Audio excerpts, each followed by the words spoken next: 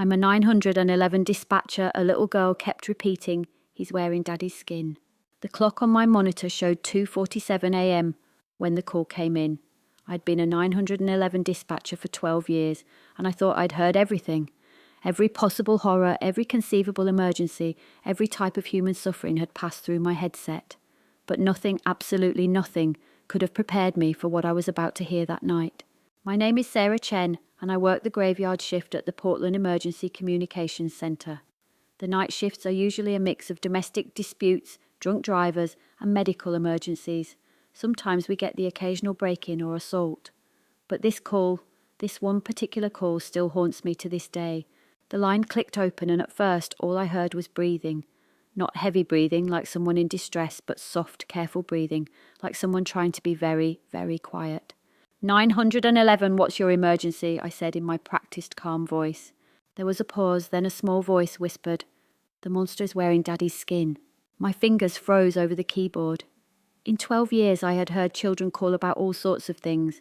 Sometimes they called when Mommy and Daddy were fighting. Sometimes they called it when someone was hurt. But this was different.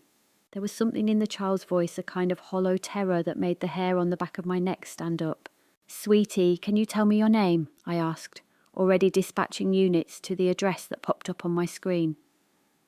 4782 Maple Grove Lane, a suburban home on the outskirts of Portland. Emma, came the whispered reply. I'm Emma and I'm 5 years old. Okay, Emma, you're doing such a good job. Can you tell me what's happening? Where are you right now?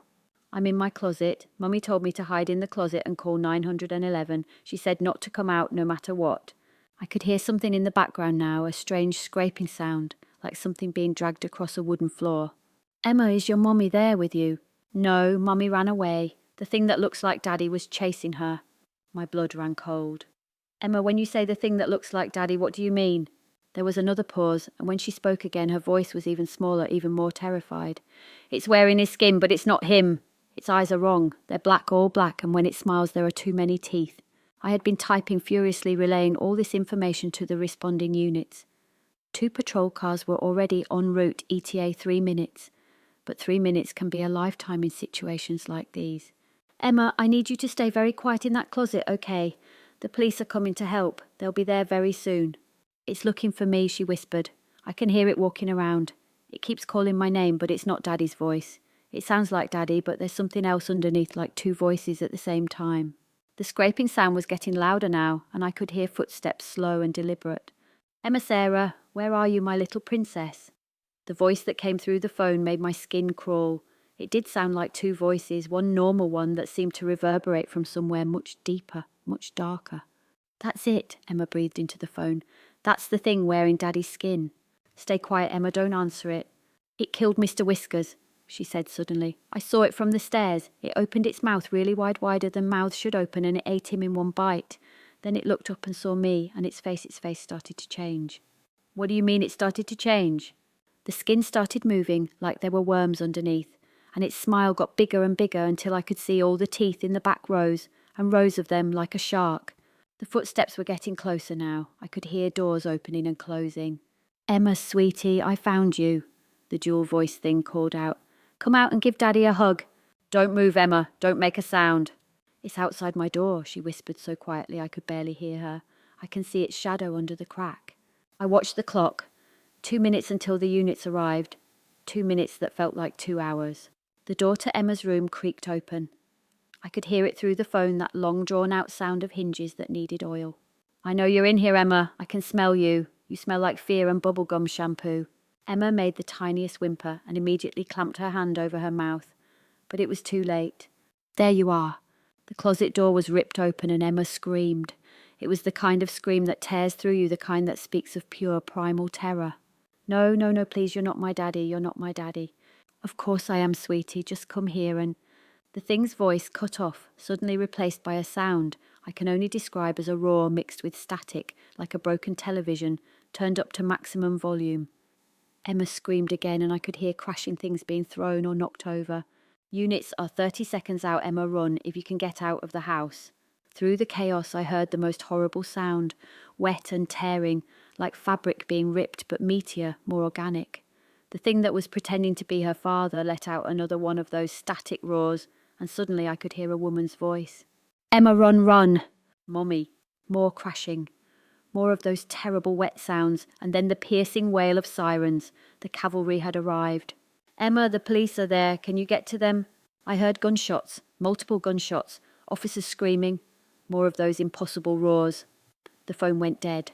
I sat there staring at my screen, my hands shaking. I tried calling back, but the line was completely dead. I could only wait for updates from the units on scene. The first update came 5 minutes later. Officer Martinez, his voice shaky over the radio. "Dispatch, we need backup.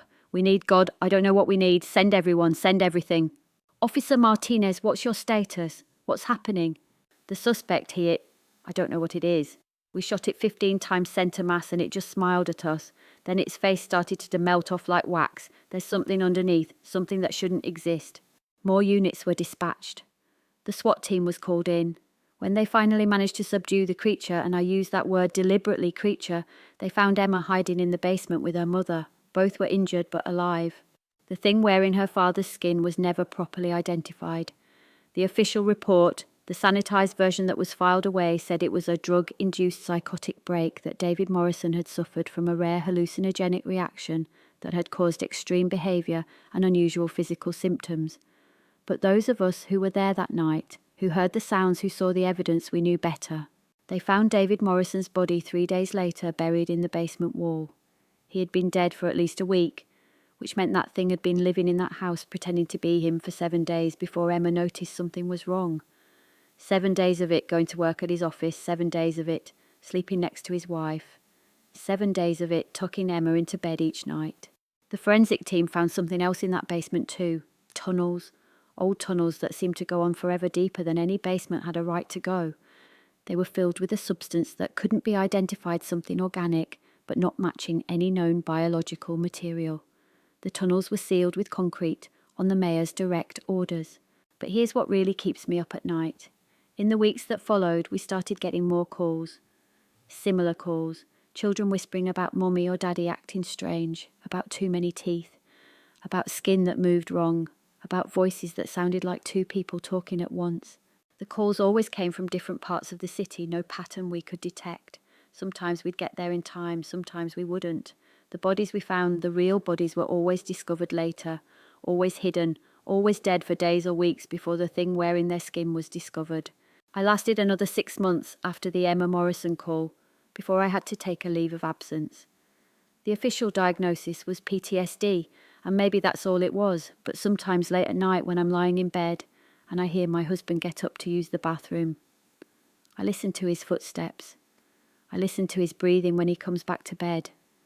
I look at his face in the darkness, searching for any sign that the skin doesn't fit quite right. 6 months into my leave, I got a call from my old supervisor, Janet. She sounded exhausted, broken even. "Sarah, I know you're on leave, but I had to tell you. We got another call last night, same kind of thing. But this time the caller said something before the line went dead." "What did they say?" "They said they're spreading. They're wearing our skins and walking among us, and soon there won't be any real people left." I moved away from Portland after that. Changed my name, changed my job, tried to forget, but you can't forget something like that. You can't unhear a child's terrified whisper about monsters wearing human skin. You can't unsee the crime scene photos that were quickly classified and hidden away. It's been 3 years now, and I live in a small town in Maine. I work at a library, a nice quiet job where the worst thing that happens is someone returns a book late. But last week I overheard a little boy talking to his mother. "Mummy, why does Mrs. Henderson have so many teeth?" His mother laughed it off, told him not to say such things about the nice librarian. But I saw the way he looked at her, the way his eyes tracked her movements with that familiar terror I recognized from Emma's voice. That night I called the police and reported Mrs. Henderson missing. They didn't find her body until they checked the basement of the library. She had been dead for 3 weeks. The thing wearing her skin disappeared before they could catch it. I'm writing this now because I think people need to know, need to be warned. They're out there walking among us wearing the faces of people we know and love. They're getting better at it too. The early ones, like Emma's father, they were clumsy, obvious once you knew what to look for. But the newer ones, they're almost perfect. Almost. There are tells if you know what to look for. The way they sometimes forget to blink for too long. The way their skin seems to shift and move when they think no one is watching. the way animals react to them with immediate and instinctive terror, the way their voices sometimes slip, revealing that horrible double tone underneath. But the biggest tell, the one that Emma discovered that saved her life, is the teeth. They can never quite get the teeth right. Too many, too sharp, arranged in patterns that hurt to look at for too long. I still work as a librarian, but now I carry a special phone. A direct line to a task force that doesn't officially exist, a group dedicated to tracking and eliminating these things. When I get a call, when another child whispers about mummy or daddy not being quite right, I relay the information to people who believe, who understand what we're really facing. The war is quiet, fought in suburban homes and dark basements in places where people feel safest. We're losing more than we're winning, but we're fighting. We have to fight. Because if we don't, if we let them spread unchecked one day, we'll wake up in a world where everyone is wearing someone else's skin, where humanity is nothing more than a costume for things that should not be. So pay attention to the people around you, look for the signs, listen to your children when they tell you someone is acting strange. And if you ever hear that double voice, if you ever see those impossible teeth, run and call for help, because once they've chosen you, once they've decided they want your skin, there's very little time left. I think about Emma Morrison often. She's 8 years old now, living with her mother in a different state under a different name. She doesn't remember much about that night, which is a mercy. But sometimes her mother tells me she still checks people's teeth when she meets them, still counts to make sure there aren't too many. Smart girl. As for me, I'll keep answering the calls. Keep listening to the terrified whispers of children who see what adults refuse to acknowledge, because someone has to. Someone has to stand witness to the quiet invasion, to the slow replacement of humanity one skin at a time. My phone is ringing now, a special ringtone I've programmed for those particular calls. Another child, another whisper, another monster wearing a familiar face. I take a deep breath, steel myself and answer. This is Sarah, tell me about the teeth. The war continues one call at a time, and somewhere out there in a suburban home or a city apartment, another thing is trying on human skin, practicing our smiles in the mirror, learning to be us. God help us all. But I haven't told you the worst part yet. The part that makes me question everything, that makes me lie awake at night, wondering if I'm going insane. It started about 6 months ago when I was reviewing old case files looking for patterns we might have missed. I found something in the Morrison file that had been overlooked. A security camera from across the street had captured something the night before Emma made that call. It showed David Morrison coming home from work, perfectly normal. Nothing strange about him, but then, at exactly 3:33 a.m, every electronic device in a 3-block radius experienced interference. When the cameras came back online, there were 2 David Morrisons on the footage, one entering the house, one leaving. The one leaving looked directly at the camera and smiled. Too many teeth. I tracked down similar footage from other cases, always the same pattern. The duplication happening in the dead of night, always at 3:33 a.m, always preceded by electronic interference. But here's what really terrifies me. In some of the footage, the original person, the real person, doesn't die immediately. They're kept somewhere we haven't found yet, while their duplicate takes over their life. Which means some of the people we've saved might not be the people we think they are. Which means some of the things wearing human skin might have fooled us completely. Last month I got a call from Emma Morrison's mother. Emma had been having nightmares, she said. Dreams where she was back in that closet. But this time when the police arrived, they all had too many teeth. Dreams where her mother saved her, but her mother's skin didn't fit quite right. Just dreams, I told her, just trauma working its way out. But then she said something that made my blood freeze. The strangest thing is Emma keeps saying the same thing over and over in her sleep. She says, "They got you too, Mummy. They got you too." I told her it was just nightmares. Told her to get Emma back into therapy. But that night I pulled up the Morrison file again. I looked at the crime scene photos, the ones showing the mother's injuries from that night. Defensive wounds, the report said. Consistent with fighting off an attacker. But looking closer, some of those wounds seemed different, seemed older, as if they had been healing for days before that night. As if the thing wearing David Morrison's skin hadn't been the only one in that house pretending to be human. I haven't shared this theory with anyone, how could I? How do you tell a child that both her parents might be gone, that the woman raising her might be one of them? How do you prove something like that without destroying lives? So I watch. I wait. I take the calls and dispatch the teams, and I try not to think about how many of us might already be gone, replaced by things that wear our faces and live our lives. Sometimes late at night I catch myself looking in the mirror, counting my own teeth, checking to make sure my skin fits properly, because the truly terrifying thing is this. Would we even know if we'd been replaced? Would we remember being ourselves, or would we just have the memories of the things we used to be implanted and perfect, making us believe we're still human? The phone is ringing again. Another call, another whisper, another child who sees what we adults are too afraid to acknowledge. I answer, as I always do, ready to dispatch help to another family, another home invaded by something wearing familiar skin. But sometimes I wonder, am I saving people, or am I just helping the things that replace us clean up loose ends? Am I Sarah Chen, the 911 dispatcher who's been fighting these creatures for 3 years? Or am I something else, something wearing Sarah Chen's skin, playing out a role I don't even know I'm playing? The little girl on the phone is crying. She says her brother isn't her brother anymore. She says he has too many teeth. I dispatch units to her location, go through the motions I've done 100 times before. But my hand shakes as I type the address, because for just a moment when I caught my reflection in the dark computer screen, I could swear I saw my skin ripple just for a second, like there was something underneath trying to get comfortable. I tell myself it's just stress, just paranoia brought on by too many late nights and too many horrible calls. But I can't stop running my tongue over my teeth, counting them, making sure there aren't too many. 28, normal adult human dentition. I'm fine, I'm human, I'm still me. I have to be. The war continues, but I'm no longer sure which side I'm on. All I know is that somewhere out there, a little girl is hiding in a closet, while something wearing her brother's skin looks for her. And I'll do what I've always done. I'll send help. I'll try to save her. Even if I'm not sure anymore what I'm saving her from, or what I'm saving her for.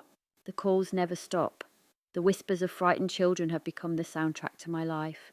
And every night I count my teeth before I go to sleep, hoping the number stays the same, hoping my skin still fits, hoping I'm still the person I think I am. In the end, that's all any of us can do. Count our teeth, check our skin, and hope that when we wake up tomorrow, we're still wearing our own faces. But I know the truth now, the real truth that makes everything else pale in comparison. I found it in the deepest part of the files, in documents that were never meant to be seen. The first case wasn't in Portland. It wasn't even in America. The first recorded case was in a small village in Siberia in 1923. The entire population, 300 souls, replaced overnight. The Soviet government burned the village to the ground and erased it from maps. But they missed one survivor, a little girl who hid in a root cellar for 3 days. She grew up, had children, grandchildren, spread across the world like seeds on the wind. And in her journal discovered after her death, she wrote something that haunts me. They told me I was the only survivor, but sometimes when I look in the mirror I see her looking back, the real me, trapped behind eyes that aren't quite mine anymore, screaming to get out. They didn't save me that day. They saved the thing that took my place. And now it's free to spread, to multiply, to wear 1,000 faces across the world. Her descendants have been traced to every continent. Every outbreak follows their migration patterns. Patient zero isn't a person, it's a bloodline. A hereditary curse that activates seemingly at random, turning carriers into doorways for these things to enter our world. I've checked my genealogy. Most of the dispatchers in our task force have. We're all clean, no connection to that Siberian bloodline. But Emma Morrison's mother, her great-great-grandmother, emigrated from a small town just 50 miles from that burned village. So I watch. I wait. I take the calls. And I wonder how long before Emma starts showing signs. How long before she becomes a doorway. How long before something crawls through wearing her skin? The war isn't just ongoing, it's unwinnable, because the enemy isn't coming from outside. They're already here, sleeping dormant in bloodlines and family trees, waiting for the right moment to emerge. All we can do is hold the line, save who we can, and hope that when our time comes, when something finally crawls through our skin and takes our place, someone will notice. Someone will see the extra teeth, hear the double voice, and make the call. My phone is ringing again, always ringing. Another child, another monster, another family torn apart by things that shouldn't exist. I answer as I always do, as I always will until the day something answers wearing my voice. 911, what's your emergency? The child on the line is sobbing. She says her teacher's skin fell off during math class. She says there's something underneath made of shadows and teeth. I dispatch units, I take notes, I do my job. The war continues. And somewhere in Portland, in a house with a basement full of sealed tunnels, something stirs. Something that remembers the taste of cat, the smell of bubblegum shampoo, the sound of a little girl's scream. It's been 3 years. 3 years of wearing David Morrison's skin, of learning to be human, of hiding from those who hunt its kind. but now it's ready to come home. The phone rings. I answer. It's a call from 4782 Maple Grove Lane. Hello, Sarah, the double voice says. I think it's time we finally met properly. After all you've been telling my story for so long, don't you think Emma would love to see her daddy again? The line goes dead. My hands are shaking as I type the alert to all units, but I already know it's too late, because the thing on the phone knew my name, my real name, the one I changed 3 years ago, which means it's been watching, waiting, learning. And now it's coming. I look at my reflection in the dark computer screen one last time, checking my teeth, checking my skin. Still human, still me. For now. The war continues, but tonight I think it's about to become very, very personal. I can hear footsteps in the hallway outside dispatch. Slow, deliberate footsteps that sound like two people walking in perfect synchronization. My phone rings one more time, an internal call, from the extension at the front desk. I know I shouldn't answer. I know I should run. But I'm a 911 dispatcher. We always answer. Hello, Sarah, my own voice says from the other end. Don't worry. This won't hurt. Much. And think of all the lives you'll save once you're one of us. All the calls you'll take. All the children you'll help. Forever and ever and ever. The doorknob turns. I should have counted my teeth one more time.